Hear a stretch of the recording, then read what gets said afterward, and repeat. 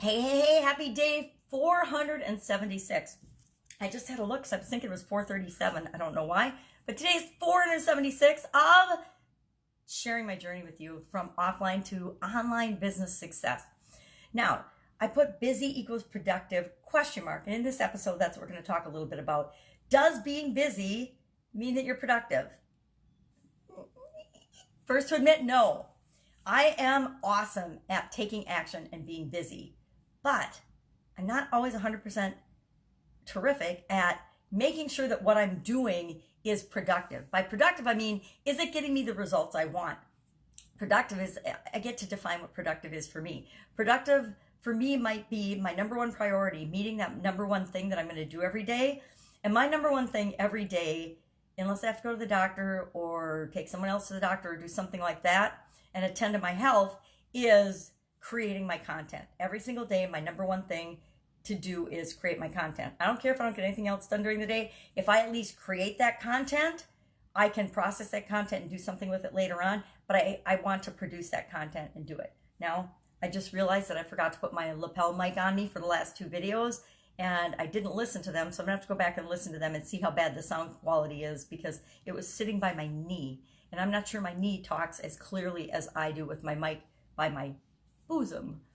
So, busy and productive.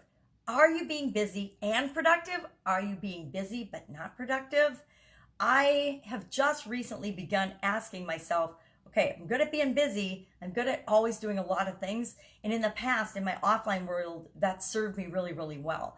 But the online world is so fast-paced and so ever-changing, and so is the offline world. But the online world seems to be moving at supersonic rates. And so I have to make sure that when I'm doing something, I'm actually doing the right thing. I'm busying myself doing what's going to really make an impact and move me toward the result that I want. Well, what's the result that I want?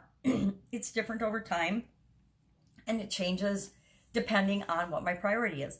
When I was doing the Women's Summit earlier this year, I was really, really busy doing interviews and things like that. And that didn't always feel productive, but it was, because it was creating a bigger project.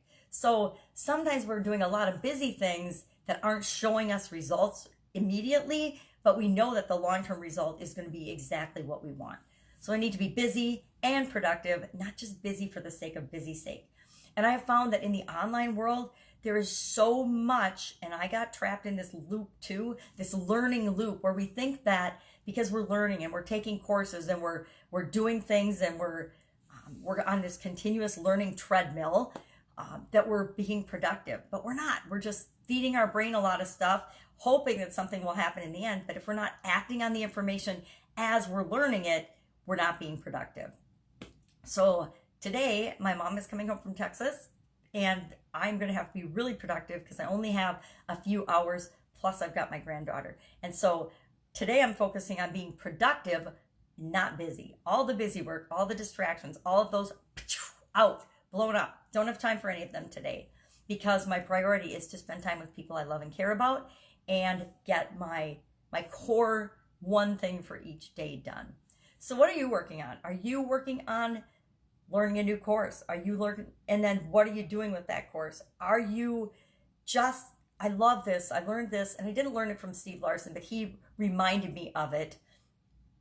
Are you learning for the sake of learning? You know, we get trained to do that in school. We go through 12 years of primary school and elementary school and high school, and then a lot of us go on to college for 4 to 7 years, depending on our situation, or 8 years or 9 years or 10 years, or some people stay in the university and the academic world forever because they want to be always learning.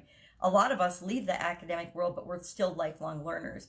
Are we in a learning loop where we're not applying what we're learning? I am an avid believer in lifelong learning. I'm always learning. I've always got a half a dozen books, and I can't even read because I've got a magnifying glass, that are around me. I'm always listening to audiobooks. I'm always learning. I'm always watching webinars and seminars and things, but I'm applying what I'm learning, and I'm only learning about the next thing I need to know to take me in the direction I want to go with my life, to get me the result I want. I'm not just listening and learning for the sake of learning. And I'll admit, I fell prey to that when I first got online.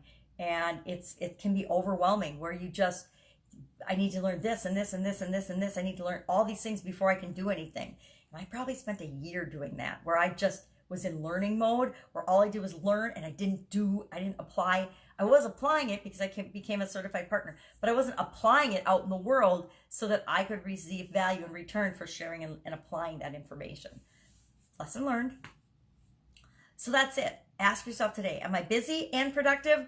Am I busy? Are you taking action? Are you even busy at all?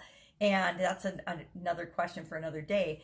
But ask yourself, is what I'm doing moving me in the direction I want to go? If it is, great. If I'm taking a course because it's what I need to know next to move me toward my goal, awesome. But I would still challenge you to apply what you're learning as you're learning it. Test it, try it, see if what you're learning works for you or how you need to tweak it to make it work for you. That's it. Go out and make it an awesome day. I will, of course, be with you tomorrow. Bye. You got this.